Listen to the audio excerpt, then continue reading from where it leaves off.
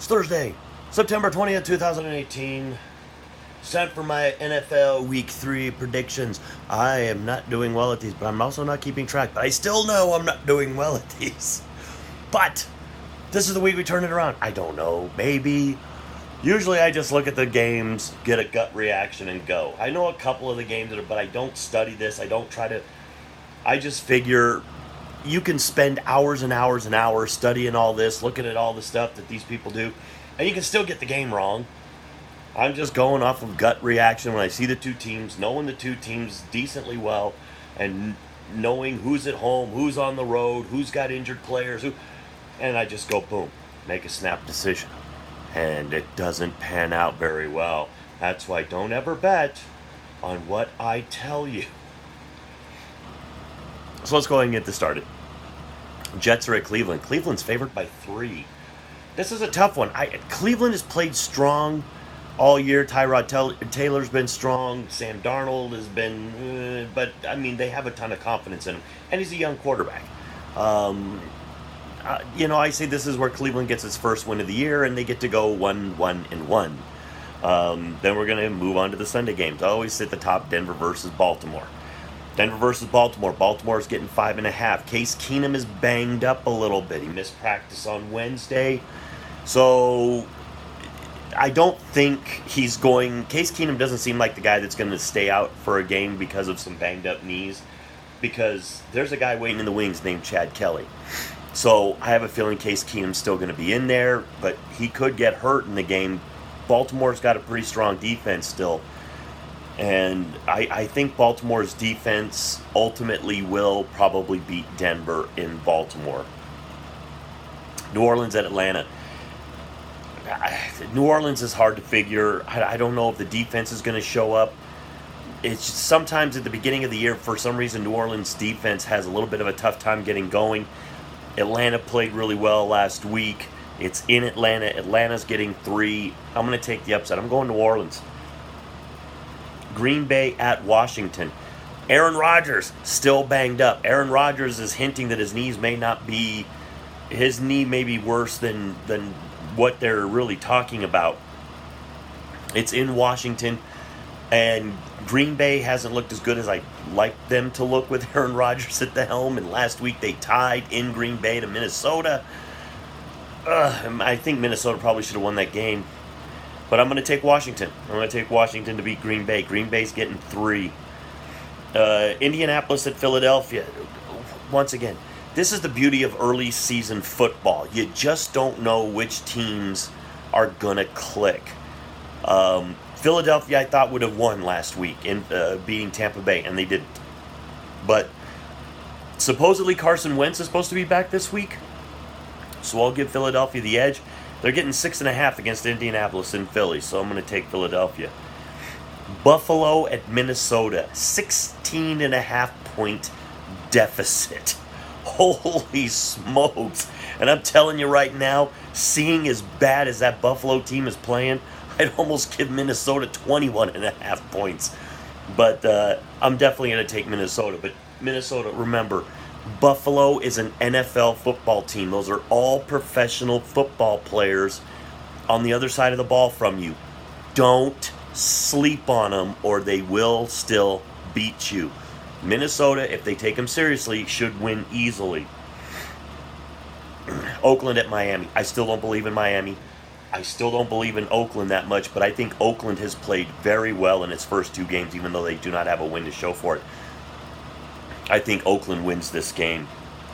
San Francisco at Kansas City. Kansas City's only getting 6.5 against San Francisco with the way Mahomes is playing. I'm taking Kansas City. Mahomes is just killing it right now. He looks like he's going to terrorize the AFC West for years to come, and I'm a Bronco fan, and that just makes me sad. So, San Francisco at Kansas City. I'm going to take Kansas City in the 6.5. Tennessee at Jacksonville. Jacksonville is playing way better than I thought, and right now I'm really starting to love this team because they beat the Patriots. That makes me happy, so I'm going to take Jacksonville to beat Tennessee and hope that they keep the winning rolling. Giants at Houston. Neither one of these teams is winning. These were both teams that I thought would be vastly improved from last season, and they don't look it. Eli Manning is playing every bit like an old quarterback. Deshaun Watson doesn't look like he's come back fully from this injury yet and playing at his highest level. One of these two teams has got to win. Gut feeling says Giants beat Houston in Houston.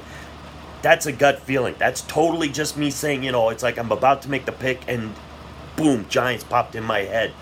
So, total gut feeling on this. But I'm going to take the Giants to beat Houston. Carolina playing at home against Cincinnati. Cincinnati's been a surprise team for me as well.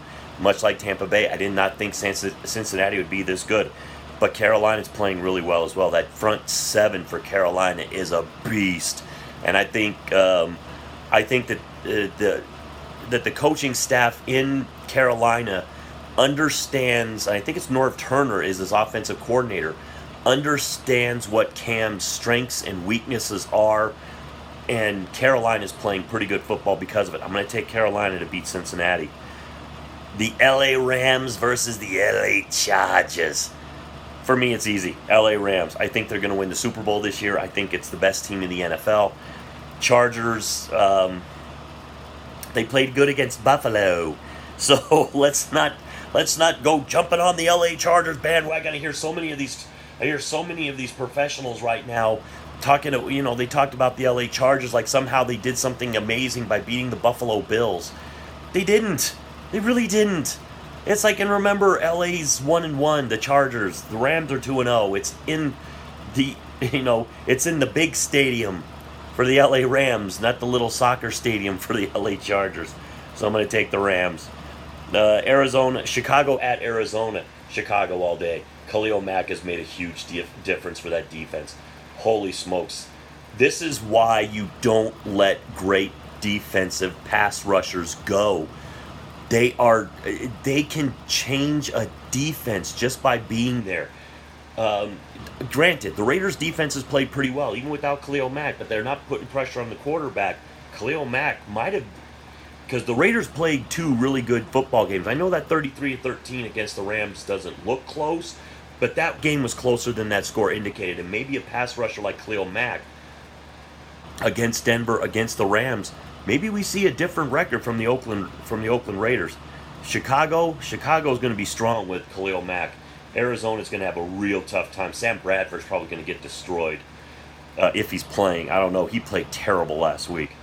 Dallas at Seattle. Seattle's getting 1.5. I'm going to take Dallas in this game. I think Seattle's on a downside. I think Seattle is starting to nose downward, and I think Dallas, they're staying within themselves. I think Dallas will win this game. Last game, New England at Detroit, or not the last game, but the last game on Sunday, New England at Detroit. New England's going to pummel them. They got beat by Jacksonville. They've got a lot to prove, and you know how Brady plays with a chip on his shoulder. New England will destroy Detroit. I'm rooting for Detroit, but New England should beat them pretty easily. Then I'll take us to the Monday night game, Pittsburgh at Tampa Bay. How long can Ryan Fitzmagic go? Remember, he's had one good season in his entire career, one little stretch, and that's it. And now he's got two really good games with Tampa Bay. Maybe he's found his spot, but I need more than a 2-game sample size to tell me that this guy has turned it around and has become a really good quarterback. Pittsburgh is a little bit disappointing to me. That defense is not as strong as it should be. That's on Tomlin. Tomlin's a defensive guy. And so he needs to get that defense going, and he needs to do it against Tampa Bay. Here's the weird part. Tampa Bay, 2-0, score a ton of points, really good. Pittsburgh is, 0-1-1? Am I getting their record right? They lost they lost their previous game, and they tied with Cleveland. Am I missing something? Didn't Pittsburgh lose to Kansas City? Was that the game that they lost? I'm starting to think that it's like I don't understand how the odds makers do this, because Pittsburgh got beat at home by Kansas City, and they tied Cleveland, and they're getting 1.5 on 2-0 Tampa Bay. And I don't get it. I don't get it, but maybe I do because I'm taking Pittsburgh. So there are the Week 3 NFL picks. like I said, I look at the games and then I just go real quick. That's what I'm doing right here. I mean, you get to see it live as it happens. I look at the games. I know a couple of them that are happening because I don't live under a rock, so I do know a few of the games that are happening. But most of these games, I have no idea until I look at them right here and do these picks. So, with all that being said, to the troops, past, present, and future, thanks for the freedom.